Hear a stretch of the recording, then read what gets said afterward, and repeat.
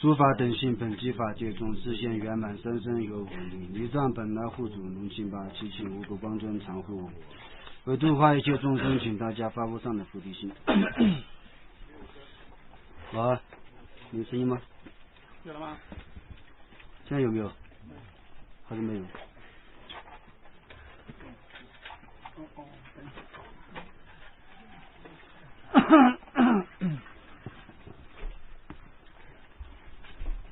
现在有吗？啊？还是没有？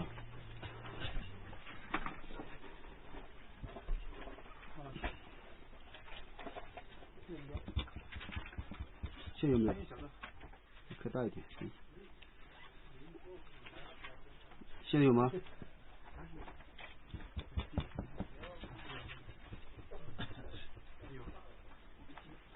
现在有了是吧？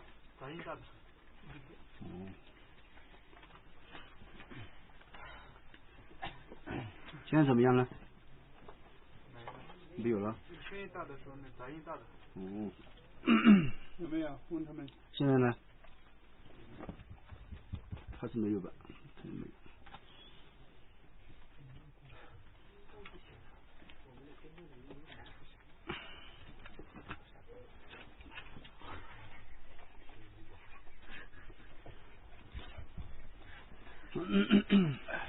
好，可以了。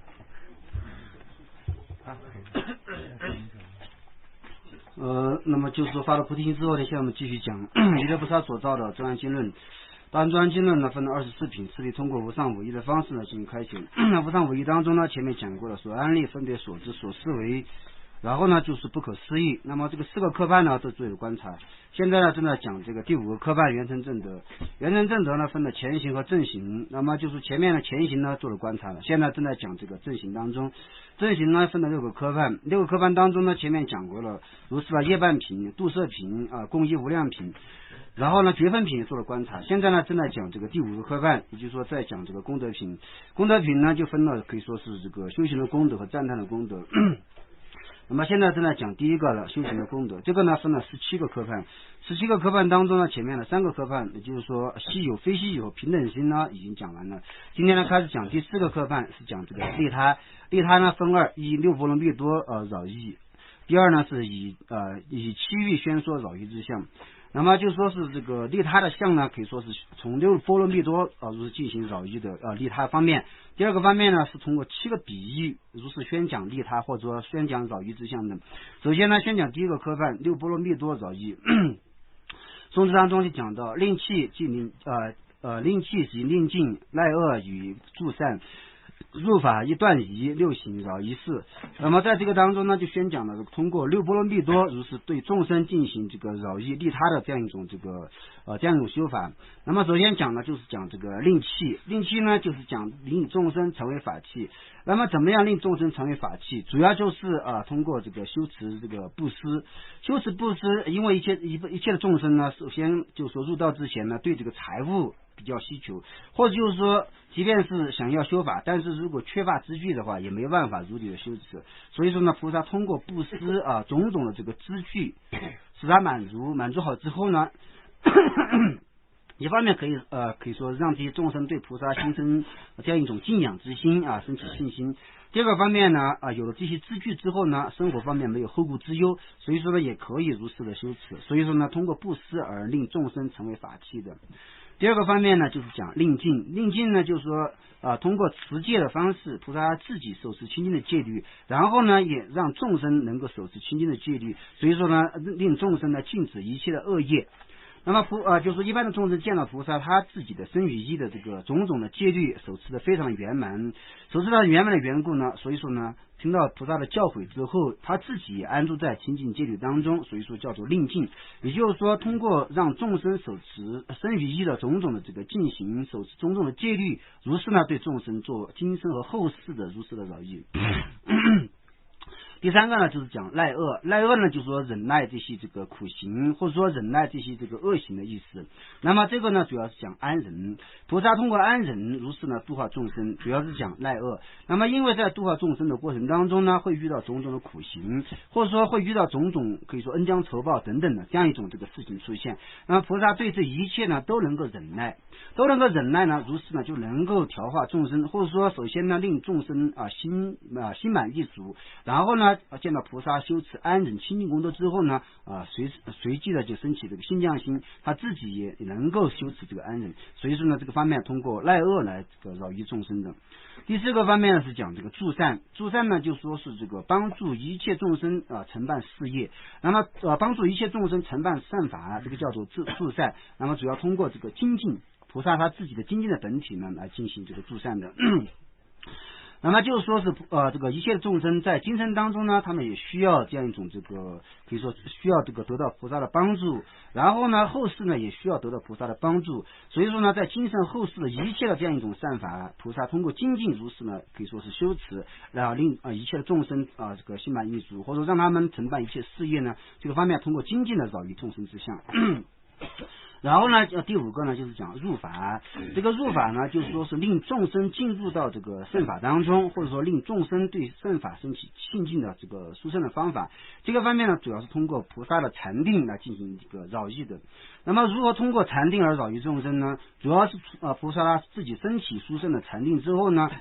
在这个当中引发这些殊胜的这个神通引发这些殊胜的神变，然后呢在众生面前示现，众生呢升起信心，如是的话被引入到教法当中，这个方面是菩萨以可以说禅定来利益众生之相。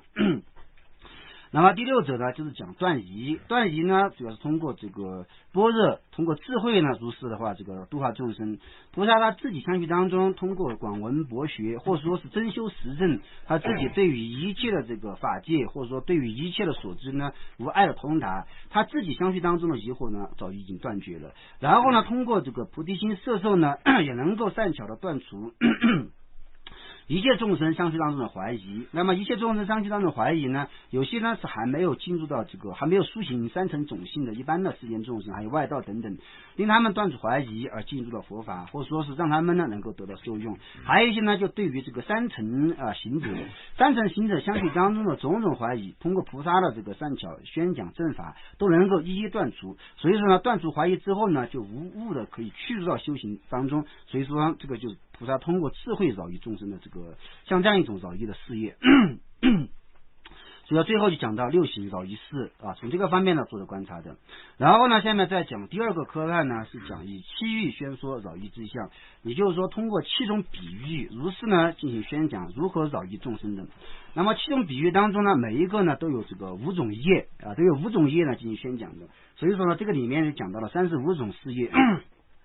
菩萨利益众生呢有35种这个殊胜的方便，那么就是说每一个呢就是说是这个都有一个比喻进行宣讲的，通过7个比喻来进行宣讲。那么在里面讲到呢首先讲第一个呢是慈母喻，本心生圣地，长善防诸恶，教习以多闻，五业如慈母。那么就是说第一个颂词主要讲到菩萨他利益众生的时候呢就犹如慈母一样，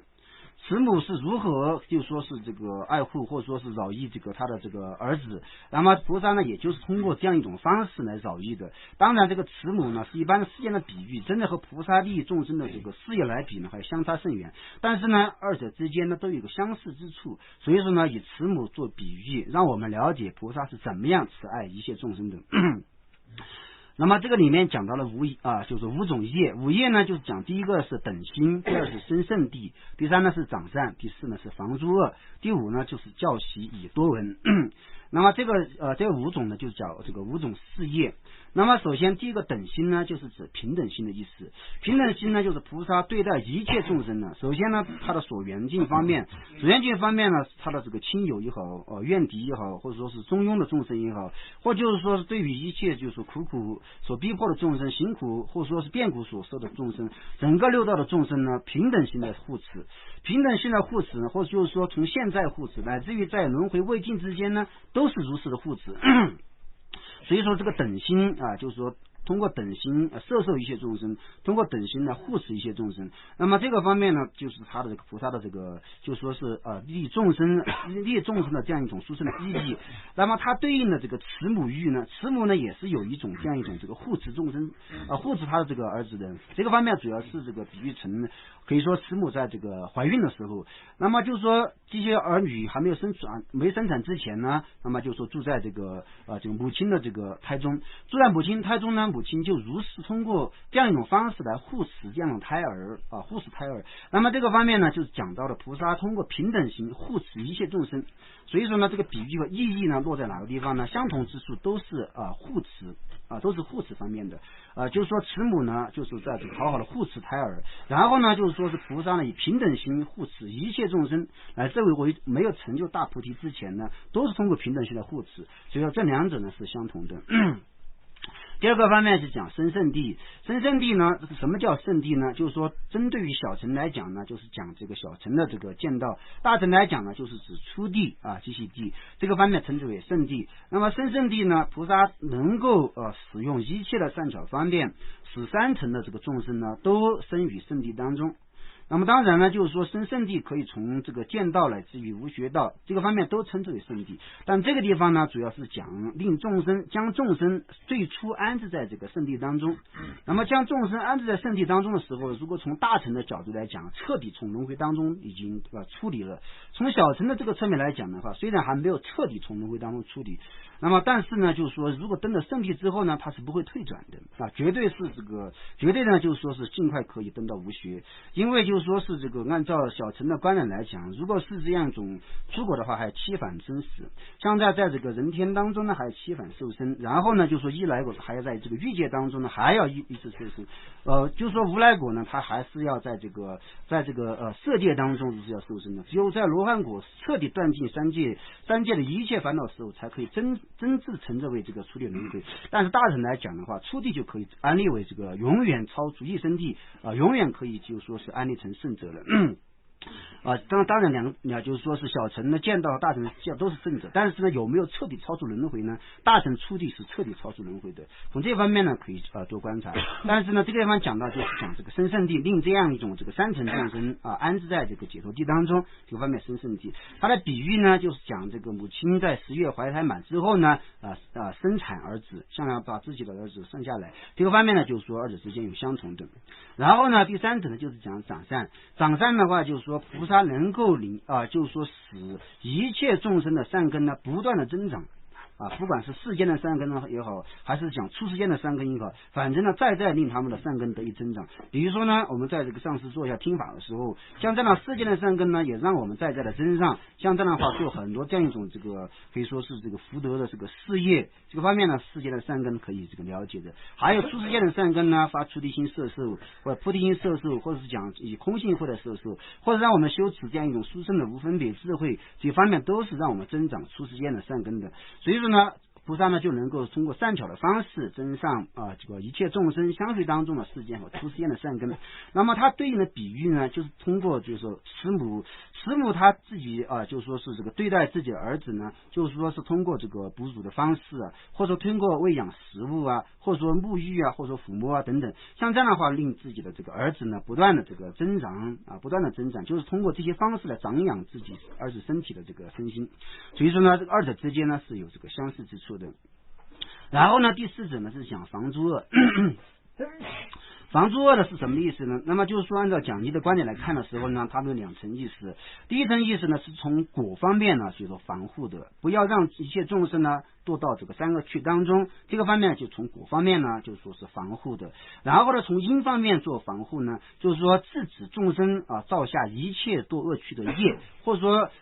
让众生呢就是修持脱离轮回的这样一种善根，这些呢全都是防诸恶。那么使这些呢不让众生堕到恶趣，或者不让众生入于轮回，这些呢都是菩萨他自己就是发心，或者说菩萨他自己呢就是经常行持的这样殊胜的事业。所以说这个方面就讲它的意义。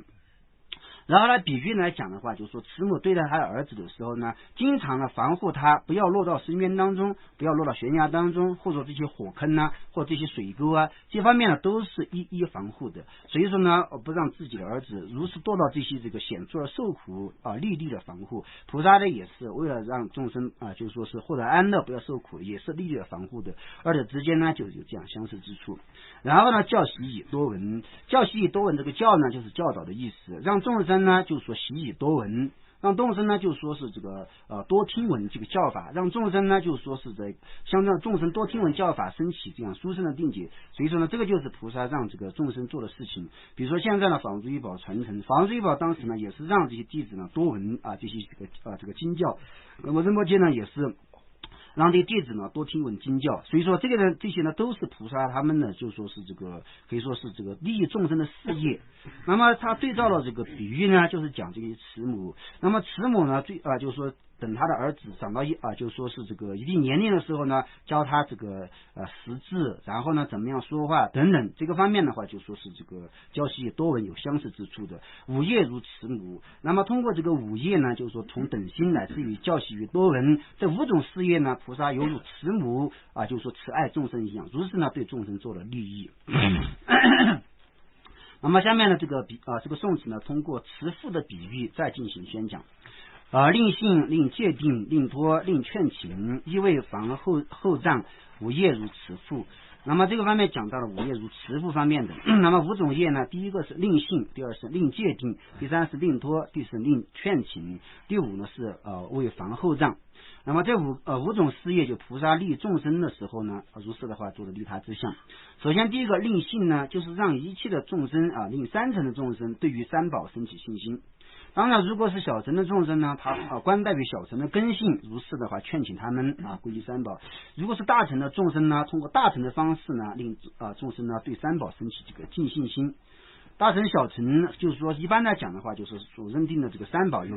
些地方呢是这个相同的，但有些地方呢大乘和小乘呢还是有这个不共之处的。大乘他自己所认定的这些这个可以说是归敬这些三宝不共之处，所以我们学完这些宝性论呢，学完这样一种专经论的归品，这方面呢都有这些深刻的认识的。但不管怎么样呢，反正让三乘的众生呢，可以说随顺自己的根性对于三宝升起信心。这个方面呢，就是这个菩萨利益众生的事业。那么他对照的比喻呢，就是慈父。那么慈父第一个呢是授予种子的意思。那么就是说是这个儿子要生下来的话，最初呢也是必须要父亲授予种子。父亲授予种子之后呢，才可以在这个胎中就是说逐渐的形成，才可以在胎中就是逐渐的长育。所以说呢，从这个方面讲的时候呢，就说是最初慈父有授予种子的这个恩德授予种子的恩德。那么这个信心就是种子。那么就是说，如果我们自己要从轮回当中获得解脱，或是要承办自他二谛的话，最初如果没有信心就绝对没有后面的这些这个逐渐的修习地道功德而成佛，或者说是成圣者的机会了。同样的道理呢，在从胎生的侧面来讲，如果没有最初以父亲授予种子的话这些就是说所有的众生没有办法，就是说是这个没有办法在胎中安住，或者乃至于这个出生而这个最后呢承办事业，这完全都不可能的事情。所以呢，这个就是最初授予种子的恩德。菩萨呢让众生升起信心，这个方面做利他的。第二个方面呢是令戒定令戒定呢就是菩萨就是说将众生引发信心之后呢，让众生修持这个戒定慧。在宋词当中讲戒定，实际意义上呢就是指这个戒定慧的意思。那么最初呢让众生这个守护清净的戒律，然后呢通过清净的戒律引发清净的禅定，再通过清净的禅定而引发这样一种殊胜圣观的智慧。从这个次第呢逐渐的引发这个戒定慧的功德。有了戒定慧的功德呢，就可以对于一切的修法获得自在的。那么同样的道理呢，慈父对于他自己的儿子呢授予各种各样的一种技艺传授各种各样一种技巧。所以说像这样的话，二者之间呢是有相同之处的。然后呢第三个呢是令托。令托呢就是指这个从轮回当中获得解脱，从轮回的痛苦当中获得解脱，然后呢就能够升起安乐就能够升起安乐。所以说呢令托呢一方面是讲解脱，但是解脱之后呢是绝对会升起安乐的。不管是这样一种小乘还是大乘的众生，反正呢从轮回当中获得解脱之后呢，是绝对就是说升起种种殊胜的安乐。同样的道理呢，慈父就是等他的儿子长大之后呢，为他娶妻呢，让他就是说感受这种快乐。让他感受这样一种安乐，所以说呢，就是说从感受安乐侧面来讲都是一样的。菩萨呢令众生解脱轮回而感受安乐，那么父亲呢给儿子娶妻，让他呢感受安乐，所以说从感受安乐方面讲是相同的。然后呢，下面讲令劝情第四者是令劝情。令劝情呢，就是为了就是说是这个为了让众生获得利益的缘故呢这个诸大菩萨呢劝请一切如来长久住世劝请一切如来常转法轮，只有这样的话，就是说是众生才可以得到究竟的这个救度。如果佛陀不住世或者说不传法的话，众生没办法获得这个究竟的安乐的。所以说呢，菩萨通过劝请诸佛的方式呢利益众生这个方面也必须要了解的。那么同样的道理呢，他的慈父世间上的慈父呢，为了让这些自己的儿子以后呢，他自己有这个依靠处，他自己的这个身体，他自己的事业都能够稳步发展。像这样的话，将这个自己的儿子委托给其他的国王，或者说委托给其他有大势力的这些亲友委托他们，就是说去这个帮助他发展这些事业。所以从这样的话，就是说如果把自己的儿子交给了这些国王，或者说具大势力的亲友的话，那么自己的儿子在事业方方面面都会顺利的。因此说呢这个方面就是说菩萨劝请诸佛传法轮，就相当于把这个众生委托给这个诸佛一样。就这个方面的话，就令众生呢能够就说是这个逐渐的修行获得解脱。然后呢，下面再讲，亦为防后障为了防后障像这样的话也是菩萨利益众生的。那么所防的后障是怎么样的呢？就是说为了使众生以后相续当中不生起这种障碍，如是的话就开始这个可以说是这个做利他的事业。那么这个障碍就是指烦恼障和所知障。那也就是说菩萨通过各种善巧方便，令众生熄灭相续当中所具备的烦恼障和所知障。这个方面就是叫做这个防后障的意思。那么就说是这个父亲呢，为了使儿子以后的生活不遇到障碍，像这样的话就说是这个替儿子还债，就是说儿子所欠的这些债务呢父亲呢通过他自己的能力呢给他这个偿还好之后呢，就使他自己没有后顾之忧，可以快乐的生活。这个方面就是慈父对儿子的这样一种这个心情和他自己所做的事业。所以说呢，菩萨对于一切众生呢也担忧相续当中如果有烦恼障所知障的话，就会感受痛苦，没办法顺利的成道而感受种种的快乐。所以说呢，通过一切方便使众生从这个烦恼障和所知障当中解脱出来。所以说呢，这二者之间呢是相似的。然后呢，下面再讲第三个比喻，就是讲善有喻。宋词当中讲到立身及贺饭赞持与教授，令觉诸魔事，午夜如善友。那么这个地方善友呢，善意当中呢，它是这个亲友的意思就是亲友。亲友和善友呢，有的时候呢可以说一个意思，但是有的时候呢，容易和下面的这个伴侣呢，可以说是容易混淆。所以说我们讲的时候呢，说主要是按照这个亲友这个侧面呢进行观察的。那么就是说五种事业呢，第一是立身，第二是贺饭，第三是赞持，第四是教授，第五呢是令觉诸魔事。菩萨呢通过这个五种事业如是的话，对众生做这个可以说暂时和就近的饶益。首先第一个立身呢，就是对于菩萨对于一些这个非根性的这些这个非根性的众生对于非根性的众生呢，就是说就是甚深的教法是秘密的，不给他们传讲最其深深的教法。比如说对于这些小乘的种性呢，不传讲这些这个大空性的教法，或者对这些这个还没有苏醒必成种性的众生呢，不宣讲深深的这个密乘他的见修行果。这个方面是为了什么呢？这个方面并不是通过这个利色心不给他们宣讲，而是因为他们从现在的相续来讲，他们的根性来讲还不堪能接受这样深深的教法。如果接受的话，会使他们的相续失坏，会撕坏他们的相续。所以说呢，菩萨从大悲心考虑呢，那么这些这个极为甚深的见修行果，比如说超越这个因果的这些这个超越因果的教授，一切万法大空性的教授，每一个众生都是佛的这样一种教授全部都隐蔽不跟他们宣讲。这个方面呢，就是菩萨利益众生的一种这个善巧方便。那么同样的道理呢，他的比喻就是讲这些亲友，这些亲友呢还是会对他自己的这个亲人呢做一些保密。做什么保密呢？某种语言如果说了之后呢，会引发就是败家，或者引发他们家庭衰败的这些语言呢，就是这个秘密的不宣讲给他们不宣讲。宣讲之后呢，可能会引发种种的过患，所以说呢，亲友他自己有这样一种责任啊，对他们呢保密一些这个语言。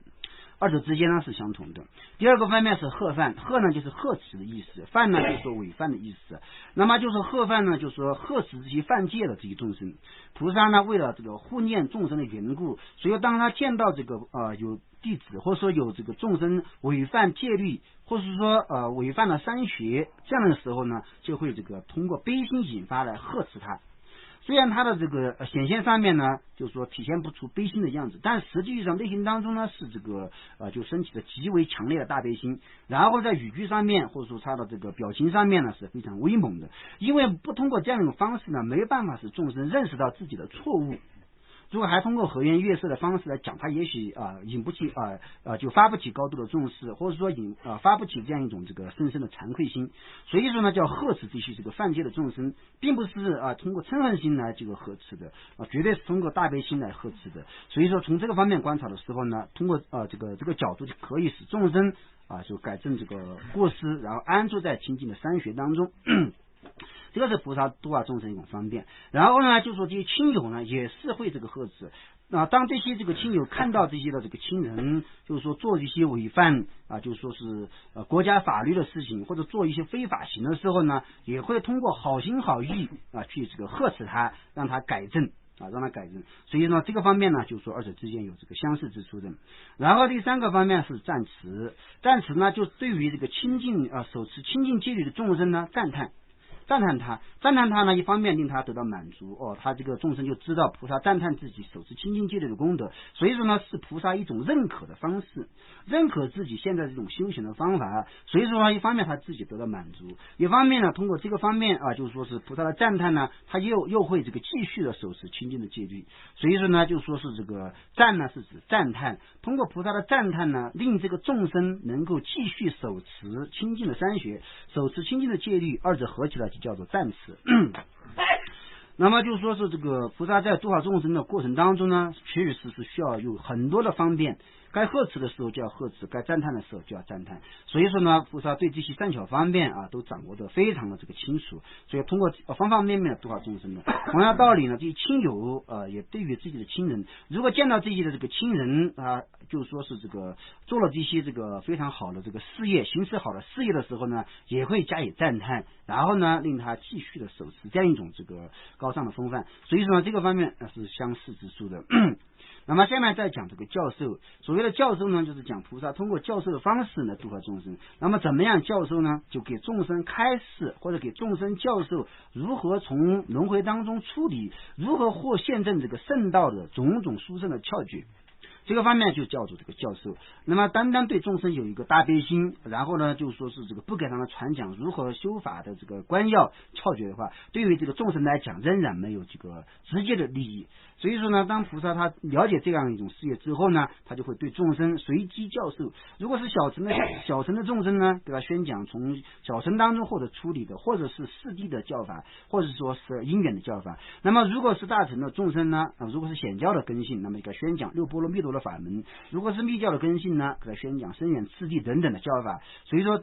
反正呢就是说能够令众生从轮回当中获得解脱的种种方便呢，都是这个没有任何牵力心进行教授的。然后呢，他的比喻就是讲这个亲友呢也给这个其他的亲人呢给予这个教授。也就是说呢，他们这些亲友会这个有的时候呢会聚集在一起商议呢怎么样令这个就是说自己的这样一种家族或者家庭或自己的亲人怎么样呢，就是说是这个获得这个兴盛，或者说怎么样潜入衰败的种种的这样一种事情呢，都要进行商议的。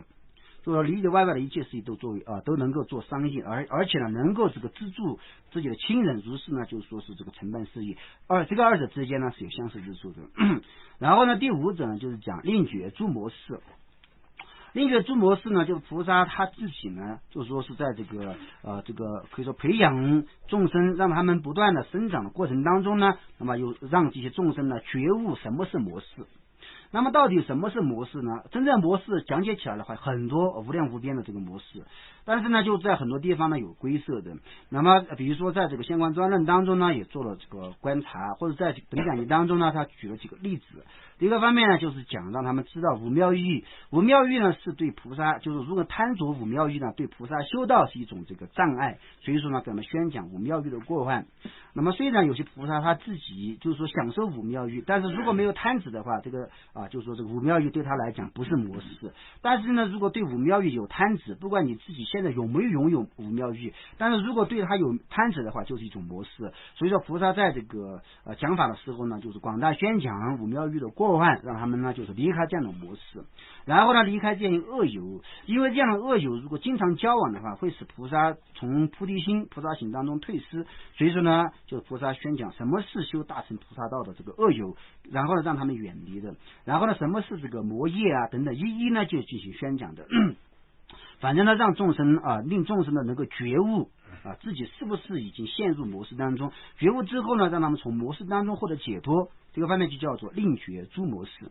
比如说有些时候上师呢经常在这个讲课的时候呢提醒这些弟子这个事情不要做，做了之后会有障碍，或者说那个事情应该做等等，这些都叫做令觉诸模式，让这个弟子呢知道这个是模式，如果这样做之后呢会引发障碍，所以说呢这个方面是菩萨度化众生的一个善巧方便。那么犹如这样一样，所以说呢这些这个亲友呢，那么他在这个对于自己的亲人呢也是有相同的这个利益之处的。比如说自己的这个亲人如果陷入牢狱当中，或者说是就是说陷入到水火的灾难当中，他就会去这个勇力的救拔，从他们将他们从这样的牢狱或者说水火的灾难当中救助出来。这个方面呢和菩萨令觉诸模式，就是说让众生觉悟诸模式呢，从模式当中处理出来是这个有相似之处的。所以说呢五业如善友。那么下面再讲就是说五业如同侣，那么就是说侣呢就是指这个有伴的意思就是指善友的意思。这个方面呢上义当中讲善友在唐义当中讲这个伴侣。那么这个方面就提到与乐即与利乐恒利益恒，即以不离散，五业如同侣。这个侣就是指这个伴侣或者旅伴。那么这个里面呢就是讲五种业，五种业当中第一个是与乐，第二是与利，第三是乐恒，第四是利恒，第五呢是不离散。这五种业呢就说是菩萨利益众生的殊胜的方便。那么什么是这个与乐，什么是与利呢？有的时候讲呢将众生安置在今生的这个利益当中，这个叫利，然后呢使众生后世当中获得这个殊胜的真上生和绝对胜的快乐，这个叫乐。但在这个里面呢是乐在前面，利在后面，也就是说今生当中安置众生于这个善道当中呢，这个叫做这个乐，然后呢后世当中获得这个暂时的就近的利益呢，这个叫利。实际意义上呢都是一样的，有些经论当中的讲法或者次第呢就稍微不一样，实际意义都是没有大的差别的。那么什么叫做这个娱乐？首先我们讲呢，就是说菩萨他自己首先做观察，就是说做观察的时候，什么是对众生就是有益和对众生没有意义的事业，他就观察之后呢，他就知道这个四谛的方法。四谛的这样一种这个可以说苦和集呢是包含在杂染当中，然后是这个灭和道呢包含在清净当中。像这样的话就说就说苦和集呢如果这样安住对众生无意义，然后呢就是说是这个修持灭道呢对众生有益，他自己首先这样通达好之后呢，就给众生如是的宣讲这样一种这个殊胜的妙义，对众生宣讲这样一种妙义。所以说呢这个叫做这个可以说是这个娱乐，让众生也能够知道这个是如果是你安住在这个集和苦当中呢，就说是这个流转的这个因果，然后如果是能够修道而正灭了，这个是解脱的因果。所以说呢从这个方面菩萨通达之后呢，也给众生宣讲，让众生安住在四圣谛当中，这个方面就叫做娱乐。那为什么以四圣谛作为这样一种这个宣讲呢？有的时候我们会认为四圣谛是专门给小乘的这个解脱者宣讲，大乘的修行者不需要四圣谛。但实际意义上呢，我们就知道大乘的修行和小乘的修行呢，可以说有些地方是相似的，从四谛的角度来讲是相似的。因为四谛它虽然不能够包含一切法，但是呢四谛可以包含一切的这个解脱的因果，流转和解脱的因果可以包含在里面。也就是说集和苦呢这个是这个流转的因果，然后呢灭和这个道呢是这个解脱的因果。大乘的修行者同样需要通达，同样需要这样修持的。所以说呢从这个方面讲叫娱乐。那么通过善友的这个比喻来讲的时候呢，善友他通达，就是说一般的善友他通达什么是对这个朋友有利益的事情，什么是没有利益的事情，他自己通达之后呢，然后如是的给他的朋友如是的宣讲，让这个朋友也能够安住在这样一种这个获得安乐的道当中，这个方面叫与乐，和菩萨呢就说是这个相似之处的。然后呢与利呢就是说这个利益是后世的利益，后世的利益有两种，一个是暂时的真上身，一个是究竟的决定胜。暂时的真上身呢，就将众生安置在这样一种这个地势啊、梵天啊、转轮王啊或者人天善趣当中呢，这个是暂时的利益。然后令众生处理轮回，获得这个小乘或者大乘的这个解脱呢，这个是这个究竟的决定胜的利益。所以说呢，菩萨呢就将众生安置在利益当中啊，这方面叫与利。同样的道理呢，这些善友也是可以将众生将他的朋友安置在这个可以说今生当中的身体也好，事业也好，让他们都获得这样一种这个暂时和就近的利益。当然今生当中有暂时和就近的，从当前一段时间来讲的话是暂时的利益，然后使他的晚年呢，或者说是这个是后半辈子也能够获得安乐呢，这个是这个就近的利益。所以说呢，可以从这个方面对照比喻和意义比喻和这个意义之间的差别。然后下面讲乐恒利益恒，那么这个呢和前面的这个与乐和与利呢大的这个体相方面呢没有差别的，只不过有一个恒字，就是说不单单是这个一段时间做，而且是恒常做，就是说给众生将众生安置在就是说是安乐当中的时候呢，也是恒常的安置。然后呢，这个安置在利益当中呢，也是恒常的安置。所以说呢，这个是菩萨对待一切众生的这样一种态度。那么这个善友对待他自己的朋友呢，也是这样的，恒时的给就说是这个利和乐这方面呢就是相同的。然后呢，第五者就是讲即以不离散。即以不离散呢，就讲菩萨在做利益众生的事情的时候呢，不会通过这样一种苦行，或者不会通过其小乘的发心使菩萨和众生分离，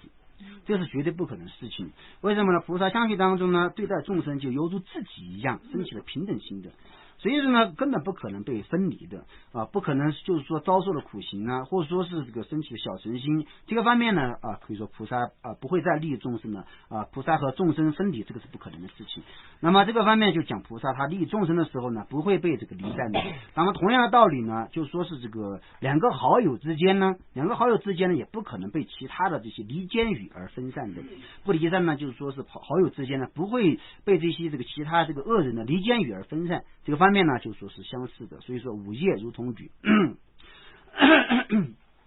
那么下面呢再进行观察呢，就说是这个犹如这个贱奴，犹如贱奴呢，在这个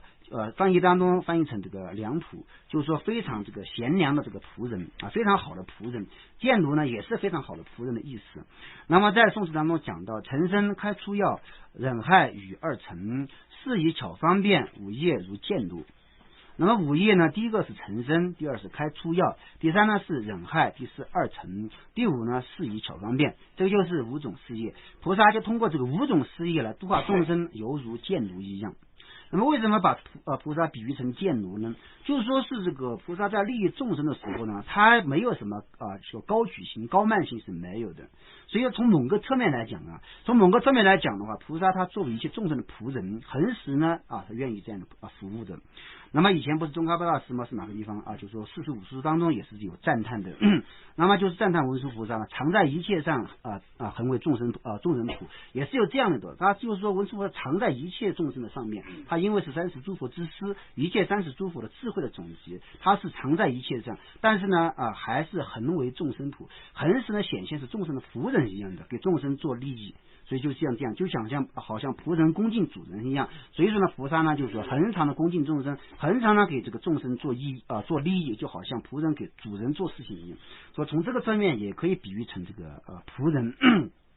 但是在这个宋词当中所这个做的比喻呢，就是说菩萨利益众生的事业，他的方法和这个仆人承事主人的方法，二者之间呢有相似之处的。所以说从这个方面呢还需要了解和前面所讲的有稍有不同。那么第一个叫成身成身呢就是陈述众生的意思。陈述众生菩萨通过什么样的一个方式来陈述众生呢？菩萨就通过这样一种这个极大的精进。通过极大的精进忍受一切的苦行，如是的话就说是来成熟众生的。那么如果没有极大的精进和忍受苦行的这样一种事业呢，没办法成熟众生，因为众生的相续当中就具有很多的烦恼，很多的这个障碍，所以说呢很轻易不可能救度的，没办法成熟的。所以菩萨成熟众生的时候呢就通过极大的精进去承办的。那么这个时候和贱奴和这个良仆它的相同之处呢，就是说这个仆人给主人做事情的时候呢，为了承办主人的事情，他也是这个付出极大的精力的，所以非常精进去做的，根本不敢偷懒的。所以说这个方面就是好的仆人就是有这样一种这个特质有这样一种这个特质。所以说呢，就是说真正的菩萨发了菩提心的菩萨在成熟众生的时候呢，也是以极大的精进如是去承办的，二者之间呢有相似之处的。第二个方面就开出要开出要是什么意思？这个开呢就是指开示或者说宣讲的意思，出呢就是指出离的意思，要呢就是指要点的意思，或者说正道的意思。那么综合起来的话，就是说这个菩萨为众生宣讲除离轮回的这个修法，或者说给众生宣讲除离轮回的要点，这个方面叫做这个开出要的意思。那么就是说菩萨他要使众生从轮回当中获得解脱的话，必须要给众生开示，像这样的话怎么样处理轮回。比如说呢，处理轮回的第一步必须要发起出离心，不管是小乘大乘必乘，反正呢就是说如果想要处理轮回的话，肯定有一个出离心，没有个出离心没办法处理轮回。怎么样升起出离心，他就慢慢开始这个引导。比如说呢，平时我们所学习的引发出离心的要诀，引发出离心要诀呢，就说是这个四厌世心嘛，四种厌世心如果修持的就能够厌世就能够升起出离心。那么四种厌世心呢，就是说修持暇满难得，修持这个寿命无常，修持这个业因果，修持轮回痛苦，就修持这四种修法，绝对无误的引发这个相续当中的这个出离心。所以说菩萨他就能够如实的开示处理轮回的要点。然后升起出离心之后呢还不行，不能够以这个呢作为满足，然后给众生宣讲像这样的话就说这个守持清净的戒律不管小乘大乘都需要守持戒律。然后呢有了戒律之后呢，什么是处理轮回的见解比如小乘来讲呢，人物我四谛16形象，大乘的这个修行者来讲的话，就说是这个二我空人物和法物空性，这个方面呢就说这个处理轮回的这个要诀，所以一一呢给众生这样做开示的，这个叫做开出要。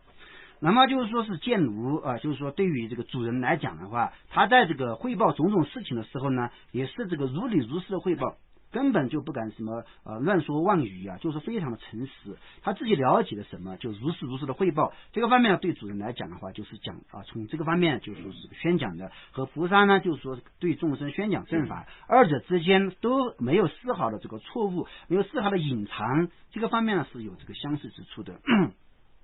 那么就第三点呢，就是讲忍害。那么就是讲这个忍害的时候呢，那么菩萨自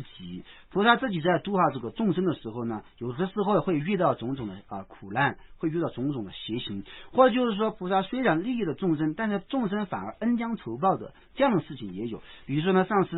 非常这个可以说是辛苦的摄受这些弟子，摄受很多年之后呢这些弟子变了心，或者说这些弟子的烦恼升起来之后呢，反而对上师做诽谤的事情这样的话这个事情还是有的。但是作为一个菩萨来讲的话，他自己能够忍受这样一种这个伤害，能够忍受这样的伤害，如是的话就说是不会从度化众生的事业当中退失这个方面就是菩萨的一种殊胜的功德。那么同样的道理呢，这样一种好的仆人在遇到这个主人的打骂的时候呢，他自己不但不升起这个嗔恨心，也就是他能够忍受主人的打骂，而且呢就说是还能够按照主人的吩咐再如理如实去实行的。所以说呢这个方面的话就说是这个忍害方面呢有相似之处的。然后是讲二乘呢就是说承办二种事业，那么承办二种事业称之为二乘。那么从哪个方面讲？一个是承办圆满的世间的事业，第二是圆满承办出世间的事业，这个叫二乘。菩萨呢就说是这个对待众生来讲，就是安置在或者世间圆满，暂时安置在世间圆满，就近安置在出世间的圆满当中。所以说呢这个叫菩萨度化众生的时候呢，二乘两种成熟或者说两种成就的意思。那么就是说这个仆人对主人所做的事业呢，也是如是的话也是这样的。也就是说仆人所做的事业呢，一个是非常的这个精，第二个非常的好。所以说讲义当中讲就是说这个极为精好。一个是精妙，一个是非常的，就是说这个办的非常的这个非常的好。所以说呢这个在这个仆人在对主人承办事业的时候呢，也是有这样一种相似之处的。然后呢，就是说第五者来讲，就是讲适宜巧方便。那么这个是什么巧方便？那就菩萨呢，为了让众生能够迅速的成就的话，他就开示这个令众生迅速成就的善巧方便，这个就是二资粮。那么怎么样迅速的圆满二资粮，就能够迅速的成就？所以说呢，菩萨能够善巧的开示，适宜巧方便，就是能够对众生善巧的开示就说是这个迅速成就的善巧方便，就是让众生积累福德和智慧两种资粮。那么像这样的话，就是说仆人呢也是有善巧方便，他有什么善巧方便呢？怎么样能够这个迅速的完成主人吩咐的事情？他在做就是说的完成事情方面，他有善巧方便的。他可以很快的时间当中就把这个事情做好，所以说这二者之间呢是有相似之处的。五业如见炉，就是说就菩萨的五种事业度化众生、陈述众生呢，就犹如这个见炉就说是在陈示主人的时候，像这样的话就说是这个通过五种业如是承办一样。下面讲呢，就是说菩萨度化众生犹如阿舍离。那么同时他们讲到变受及事要，疏言亦爱语，不求彼恩报，五业如舍离。那么舍离就是指阿舍离的意思。那么就阿舍离呢，就是说能够善巧的教导这个众生能够善巧的教导众生。那么就是这个方面观察的时候呢，就是说五种事业，第一个呢是变受，第二是事要，第三疏言，第四是爱语，第五呢是不求彼恩报。那菩萨度化众生的时候，这个地方讲的时候呢，两个讲义都提到，实际上是在获得八地无生法忍的时候，菩萨在获得八地无生法忍的时候呢，像这样的话犹如阿舍离陈述众生一样。第一个方面就是讲这个变受，变受的意思呢来讲的话，菩萨他自己获得这个无分别就是说智慧，或者说获得无生法忍的时候，他的想法总的来说呢是愿一切众生迅速也能够获得无生法忍，这个是总的方面讲的。然后差别来讲第一个是变受，第一个就是变受，就是普遍教授的意思。那么从哪个方面讲普遍教授？就是讲对三层的众生普遍教授三层的教法。那么这个是令众生迅速获得无生法忍的方便吗？我们想绝对是这样的。那么既然是这样，为什么让众生给众生宣讲三层的教法呢？不是给众生直接宣讲法无我空性就可以了吗？但是前面呢，我们说在这个讲解菩萨利众生的时候，有一个密身，有个密身，菩萨他自己知道的。对于这样一种小乘众生、小乘这个根性的众生呢，直接宣讲大乘的教法是绝对不是迅速获证无生法忍的方便，这个是延缓获证无生法忍的方便，绝对不是说是一个善巧方便的。那么给小乘众生宣讲小乘法，让他修持，这个就是迅速获证无生法忍的方便，就是这样的。因为他这个就是观待这个众生来讲，再没有其他的路了，这个就是捷径。所以说呢，给他宣讲就是说小乘的人无我空性，然后使他修正得到罗汉果，然后安住10000大劫之后呢让他出定之后发菩提心，然后这样次第上去的话，才可以真正的说就很快的获证大乘八地菩萨他自己相续当中这种无生法忍。对于这个小乘众生来讲，这个再没有其他的路了，所以说绝对是一种迅速获证的方便的。如果反方面讲，直接给他宣讲这个大乘的空性呢，使他堕落了，堕落之后呢，还会感受很多很多这样一种这个痛苦之后呢，才能够迂回的证悟无生法忍。所以从这个方面讲的话，就是给三乘众生变受普遍的教授这样一种教法呢，就绝对是让众生就是说是陈述这种方便。那么这个方面就是比喻成阿舍离。阿舍离在这个教导这个弟子的时候呢，阿舍离在教导弟子的时候呢，他也就是说他的弟子想听什么教法，反正想听什么教法呢，一一传授的一一传授。这个方面就是阿舍离教导弟子的时候，弟子想听什么法，他就一一传授。所以说就和这个菩萨教导众生的时候一样的普遍教授三乘教法。第二个就是示要，示要呢就是开示要点的意思。那么开示要点和前面的变受呢还有这个还有一点点的这个差别。变受呢就是普遍传授一切的教言，然后呢这个就是说是示要呢就是传授精要。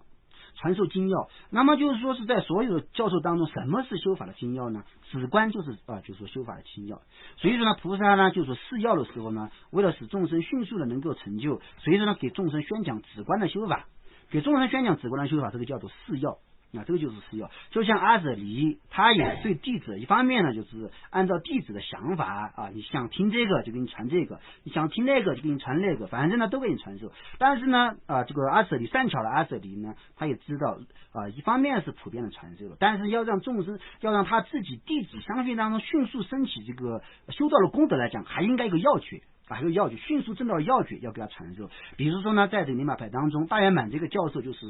一个要诀。所以呢，上次给我们就是说普遍的传授这些这个小乘的居舍戒律或者传授英明中观传授这样一种这个显教的教法之外呢，还要给你传个要诀，就是再要给你传个大圆满的修法，就像这个一样。所以说像这样的话，就是阿舍离他给教授弟子的时候的有一个四要就是这个方面是相似的。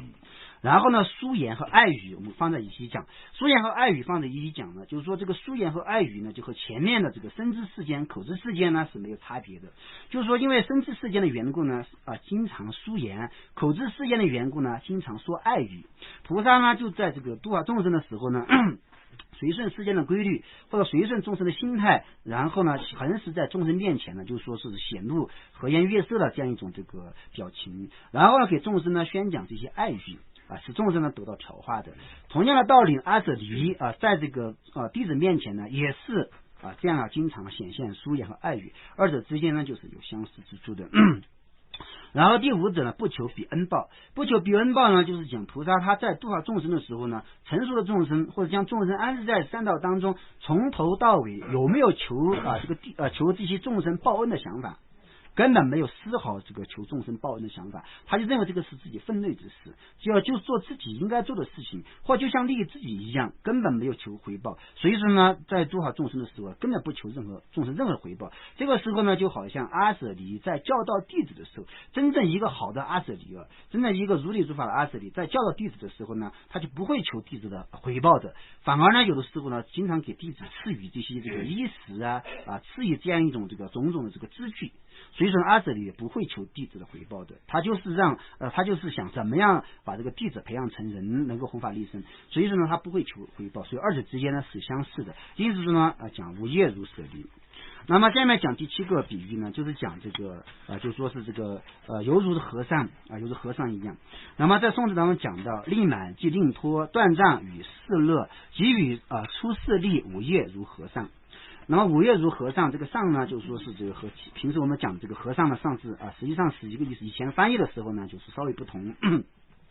那么这个和尚方面的话，就是说和阿舍离方面呢，就是说一个是教授方面的，一个方面是主要是从传戒或者说规范方面，从这个侧面讲的。那么就是说是这个五业如和尚呢，就是讲这个菩萨在度化众生的时候呢，五种事业和这个和尚教导弟子是一样的。那么五种事业当中，第一个是令满，第二是令脱，第三断障，第四世乐，第五呢是就是说与出世力。那么这个五种事业。那么第一个方面就是令满。那么就是说令满的意思就是说菩萨观待众生，看众生的这个资粮如果没有满足的话，还没有圆满的话，就菩萨通过善巧方便，令有情的这个二资粮能够得到满足，能够得到圆满，这个方面叫做令满的意思。那么就是说对照比喻来讲，这个和尚呢也是有这样一种和尚呢，就是首先呢就见这个众生没有出家的话，就让他出家首先让他出家，或就是说在这个藏义当中或者讲部分的讲义当中讲的，就是让他出家受沙弥戒，这个是第一个，就是令满。如果说这个众生的质量没有满足的话没有圆满，让他圆满，或就是说这个众生还没有出家呢，这个和尚让他出家，让他受沙弥戒这个就是说第一条相似之处的。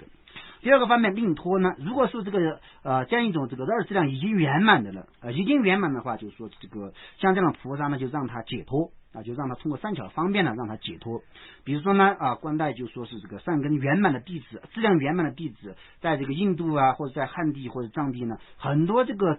善巧的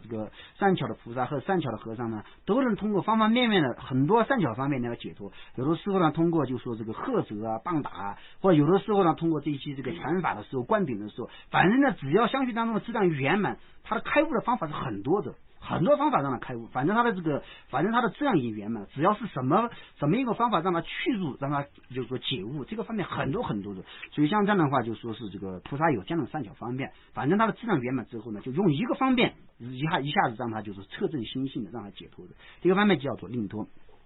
那么比喻来讲，和尚呢就是见这个他的弟子已经就是说出了家了，已经受了沙弥戒了，这个时候呢他的这个相续已经相当圆满的时候呢，就让他受比丘戒。让他受比丘戒，所以像这样的话就叫做这个和令托二者之间呢有这个相似之处的。因为为什么叫令托和这个受比丘戒二者有这个相同之处呢？因为就是说是这个令托呢就从一切障碍当中解脱出来，真正获得解脱的。然后呢就是讲这个受比丘戒呢，就是说真正在佛教当中从别解脱戒的角度来讲它是戒律是圆满的，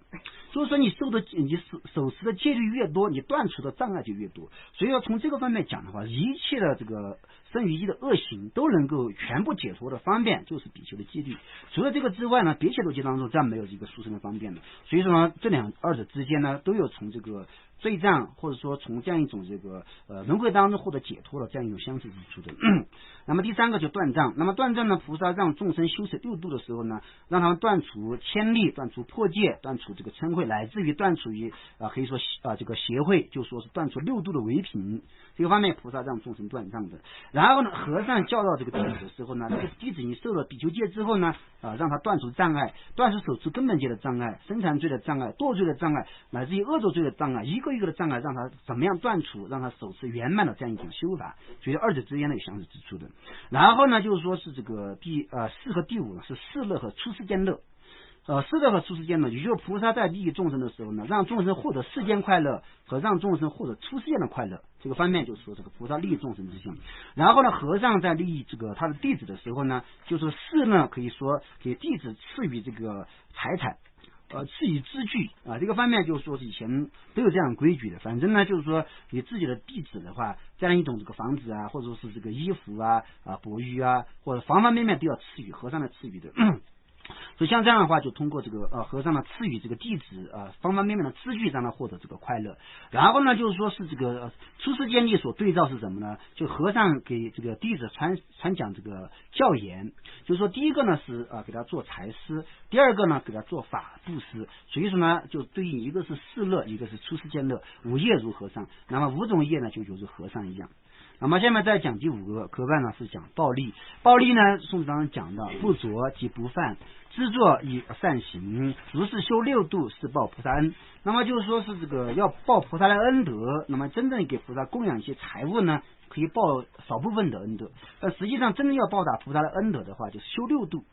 修六度能够报菩萨恩，因为菩萨他自己对于六度的修法是非常重视的，所以说呢，他也非常希望他自己所救度的众生也能够如理如实的修六度。所以说，当我们就是说被菩萨度化之后，如果要报菩萨恩的话，就修六度。修六度就能够报恩，所以说这个是比较菩萨在庄严经论当中呢就是这样讲的。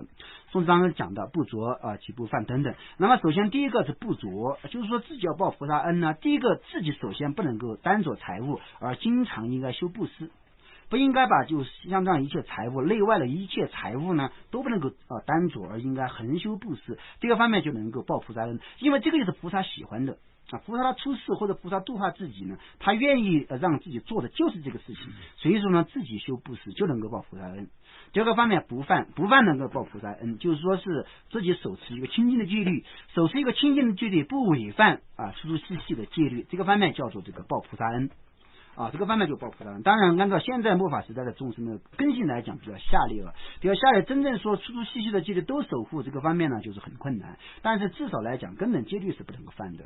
四根本戒，就是说从别解脱戒的角度来讲，四根本戒是绝对不能够违犯，如果不违犯四根本戒呢，还算是清净戒律的人，还是一个清净戒体的人，这个是法王注意宝或者说是很多一切有部的这些注释当中呢都是这样这个安利的。所以说呢四根本戒绝对不能够违犯的，然后菩萨的根本戒律、灭尘的根本戒律都不能够违犯，那么这个就是最低的标准了，再没有再低的标准。所以说呢在以前的时候呢可能弥勒菩萨或者说无著菩萨那个时候呢，像这样的话就是说粗粗细细的来恶作罪在内了全部都不违犯。那现在的话就是说是至于末法时代的无著恶事的时候，所以说呢这样做到呢也很困难，但至少来讲呢根本戒律是绝对不能犯的。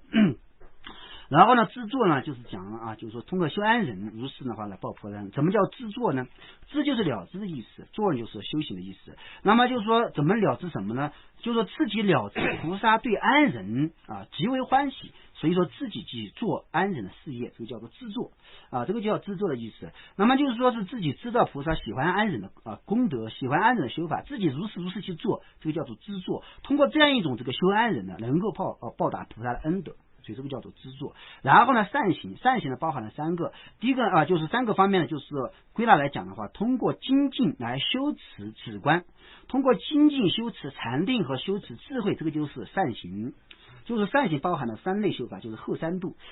呢就是善行所包含的。那么通过精进发起精进而修禅定和修这个智慧度，这个方面就叫做善行。那么通过这样一种修学就能够报菩萨恩，如是修6度是报菩萨恩。所以说如果能够这样修持6度的话，才能够真实的报答菩萨的恩德今天就讲到这个地方。